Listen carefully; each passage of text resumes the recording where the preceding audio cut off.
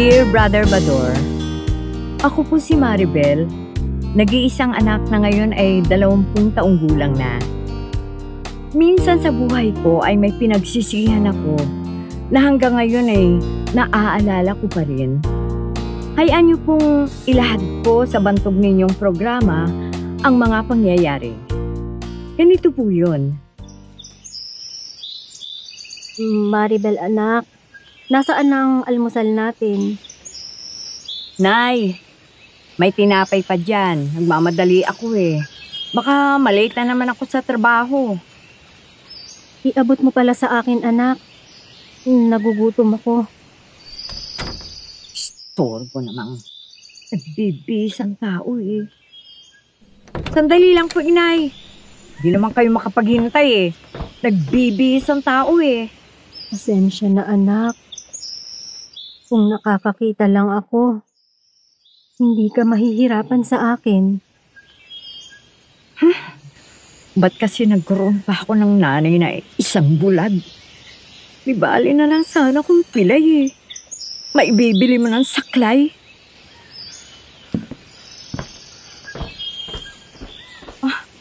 Ito na po yung tinapay. Nilagay ko na sa tabi nyo. Abutin nyo na lang at talagang late na ako sa trabaho ko. Sige anak. Salamat. Mag-iingat ka ha. Ilagay daw ng anak ko sa tabi ko yung tinapay. Kakapain ko na lang. Baka maabot ko. Ay! Ito. Salamat at nakapa ko rin. Unti-untiin ko na lang pagnguya at paglulon para hindi ako mabulunan. Nalimutan niya akong bigyan ng tubig. Diyos ko, sana dumalaw naman sa akin si inay. Kaso, marami rin kasing apo na inaasikaso si inay. Iniwan din kasi ng asawa si Marilyn. Kawawa din ang kapatid ko. Inanakan lang ng inanakan. Tapos, iniwan. Nag-iisa tuloy na naghahanap buhay para sa mga anak. Naalala ko si Densyo. Ayaw niyang mag-isikaso ng katulad ko. Kaya iniwan ako. Diyos ko. Kayo na po ang bahala sa akin.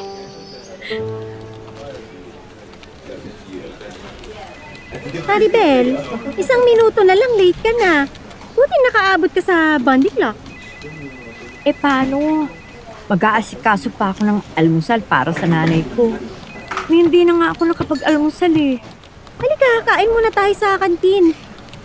Total, nakapag-bandikla ka na. Sige na nga, nagugutom na rin ako eh. Maliban pa sa naiinis ako. Buti pala at naalala kitang puntahan dito, LB. Ano ba naman yung anak mo? Hindi niya naalala na bigyan ka man lang ng kape para mainitan sikmura mo? At ni tubig, hindi ka binigyan. Paano kung nabulunan ka? Hayaan niyo na po, inay. Nagmamadali kasi sa trabaho si Maribel, kaya ganun. Baka nga naman malate yung bata. Nako anak, hindi na bata yung anak mo, dalaga na. Mulat sa pool, alam kong mahal na mahal mo ang anak mo. At ibibigay mo ang lahat para sa kanya. Pero dapat, asikasuhin ka rin niya dahil sa kalagayan mo. Inay, alam niyo namang nakulangan ng pagmamahal ng isang ama si Maribel. Buhat nang iwan kami ni Densyo. Naku, isa pa yung lalaking yun eh. Walang puso. Kaya nga ba, nung naliligaw sa iyo yun eh, hindi maipinta mukha ng tatay mo pag dumarating siya. Mahal niyo kasi ako, inay. At naniniguro kayo sa magiging kalagayan ko. Salamat po, inay.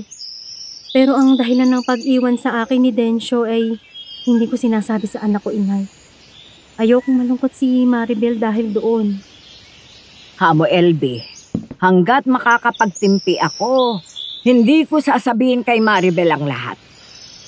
Inay, alang-alang man lang sa kaligayahan ng apo niyo. Huwag niyong ipapaalam sa kanya ang dahilan.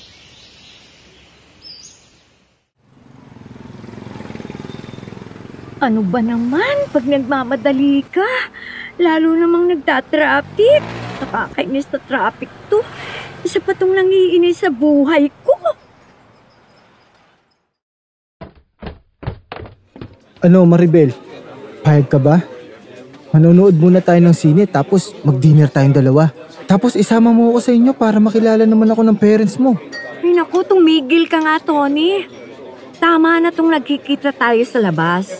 Huwag mo nang tangkain pang makilala ka ng parents ko. Ayoko. Bakit naman? May maganda naman akong trabaho ah. Bakit mo ako iniiwas sa parents mo, Maribel? Basta, huwag muna ngayon. Pag nakasal na tayo, saka kita ipapakilala sa kanila. Ano? Meron bang ganun? Pag ipipilit mong gusto mo, Tony, ha? Makikipag-break na ako sa'yo. Sige na nga. Alang-alang sa pagmamahal ko sa'yo.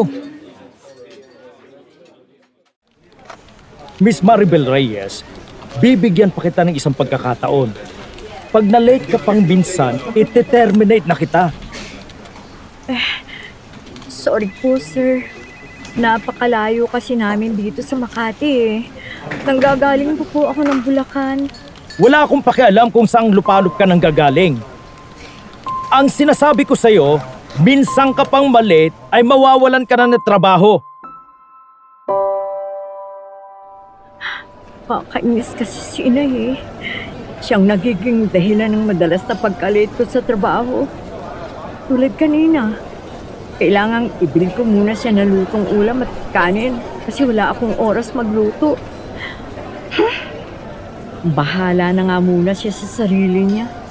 Maglalamyerda muna ako dito sa mall para mawala ang inis ko sa kanya. Siguro naman may tira pa siyang kanin at ulam para may kainin siya ngayong hapunan. Magwi-window shop muna ako. Pang-alis ng suya. Ako? Napasarap ako ng paglilibot sa mall. Ginabi na ako. Uuwi na ako. Siguro tulog na si Inay.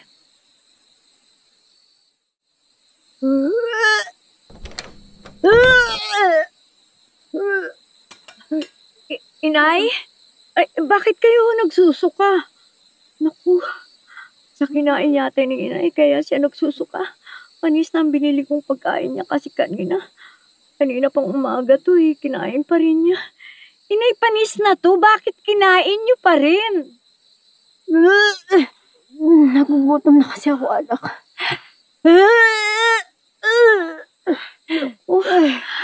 Nakakainis talaga. Alam na nga panis, kinain pa. Problema na naman. Sandali ho. Natawag lang ako na masasakay natin para madala ko kayo sa ospital. Tatawagan ko muna si Lola para bantayan si Nanay sa ospital. Terminated na talaga ako sa trabaho ko ngayon. Kailangan makuha ko muna ang huling sahod ko para may panggastos kami sa ospital. Bukas, mag-a-apply ako sa iba. Kailangan ang birth certificate mo bago ka namin tanggapin sa trabaho. Yan ang isa sa mga requirements namin. Sige po, sir. Bukas po, babalik ako. Dala ko na po ang mga requirements na hinihingi nyo. Okay, Miss De Vera. Pupuntahan ko muna ang lola ko at si Inay sa ospital para makausap ko ang doktor at malaman ko kung ano na nangyari kay Inay. Food poisoning ang nangyari sa inay mo dahil sa nakain niyang panis na pagkain. Mabuti na lang at naitakbo niyo agad dito sa ospital. Nabigyan na namin ng pang-unang lunas. Ang mga kailangan niyang gamot ay nandyan na sa reseta. Salamat po, doktor. Kailangang bilhin ko to. Nakakainis kasi si Inay. Napanis na pala ang tira niyang pagkain. Bibilhin ko na pang gamot para maibigay ko sa nurse na nag-aasikaso sa kanya. Saka, hahanapin ko pa sa aparador na Inay yung birth certificate ko. Tiyak na nakatago yun sa aparador niya. Saan kaya nilagay ni Inay yung mga papeles ng kapanganakan ko? Oh, ha? May tinatagong diary si Inay? Babasahin ko nga ito sandali. Nakakasulat si Inay kahit bulag siya. Bakit may diary? 14 ng Pebrero nang ikasal kami ni Dencio. May mga nakaipit pang litrato ito ha. Pagkatapos ng unang buwan ng pagsasama namin ay ipinagbuntis ko ang aking anak. Ipinanganak ko ang aking anak. Ngunit sawing palad na isang bulagang isinilang ko. Nasabi ng doktor na mga 4 na taon bago pwedeng ipa-opera ang mata niya. Sa pagtatanong ko sa mga doktor, kung pwede ko bang ilipat sa anak ko mga mata ko sa pamamagitan ng operasyon, ay wala raw imposible, sabi ng doktor. Kaya nang mag-4 na taon na si Maribel, ipinasya kong ibigay sa anak ko ang aking mga mata. Inay. Inay. Kaya pala bulag ka. Ay dahil sa akin. Ako na walang utang na loob sa'yo.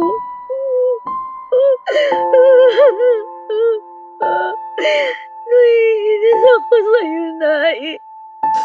Samantalang ako ang dapat mong kainisan sa mga ginagawa kong mali sa'yo. Oh, Nay. Inay ko.